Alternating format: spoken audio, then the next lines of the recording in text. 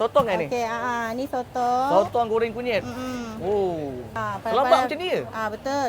Sambal kita ada 2 jenis. Okey. Sambal ni pedas tak ni? Pedas-pedas manja lah boleh makan. Sambal merah pedas. Ni sambal apa ni? Ni sambal balado. Sambal balado Macam ni RM1. Ni macam ni 18. Adalah udang. Betul, udang. Berikut ni.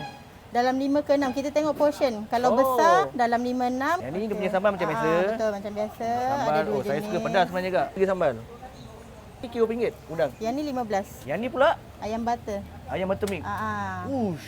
Ayam butter kita ada cili potong. Oh, letak cili sikit kan? Ayam butter tak ada sambal. Oh, tak sambal. Kena add on lah. Yang macam ni 15. Daging. Daging goreng kunyit. Betul. Ush. Menarik betul Mbak. Sambal macam biasa.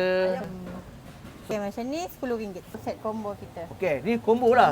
Betul. So boleh pilih lauk Betul. Kita ada yang ni yang akak tunjuk ni ayam campur daging. So nak tambah sotong pun boleh lah.